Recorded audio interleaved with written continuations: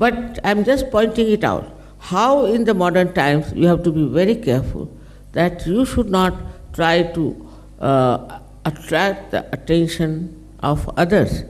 Instead of that, what you have to do is to pay attention to others in a very subtle way, not with any expectation that if you are paying attention to somebody, that person should pay attention to you.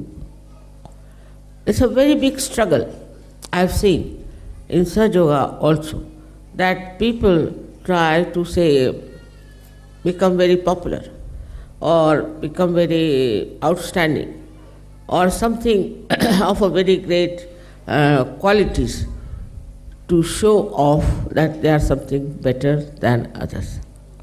A person who is really in connection with the divine is least bothered about how people pay attention to that person, but automatically the attention of such a person is on others, which is very, very subtle, very subtle. You cannot make out that the attention of such a person is on you, but it works, and it works beautifully.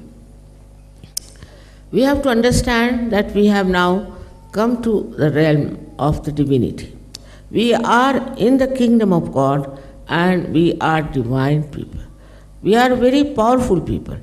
But if we fritter away our attention, we become very, very weak people. It's easy to feel that we are Sahajogis, we have done so much of realization of others, or we have helped so many people. All this consciousness, if it comes within you, then know that you are still not fully developed Sahaja. There should be no consciousness of what you are doing or what you are committing. There is no need to boast about it. There is no need to advertise it. Whatever you are is already can be seen by everyone. But even that desire is not needed, because you are doing just for the satisfaction of your spirit. So then when we come to our heart, in the heart resides the spirit, as you know very well. Now when it is the heart which has to work over your brain and which can work, what becomes of you is nothing but you become a source of love and compassion. A source, I am saying. You do not assert on others.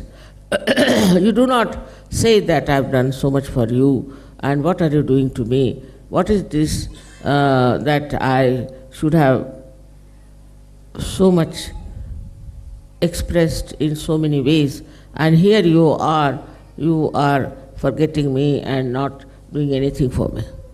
So the expectation of reward, if it is there, then you must know it's your mind which is giving you these ideas and is working it out that way that you just now put attention to the amount of love the other person has given you for whatever you have given to another person. It's very subtle. So in Sahaja Yoga, you should see now yourself as just a source of love which is just flowing. In that you do not say that you have to have this or that, or you have to achieve this goal, or you have to become that. It's finished now. Once you have become the source, then how can you become something? The thing is, those who are receiving from the source want to have some sort of a reward or some sort of a recognition. In this subtle way, if you move, your mind is very clever. In Sahaja Yoga, we have very clever, intelligent people. But this mind, you have to be very careful. Because this mind can cheat you. So ask your mind, why are you in Sahaja Yoga? What is the purpose of your Sahaja Yoga? Gradually this mind will shut up.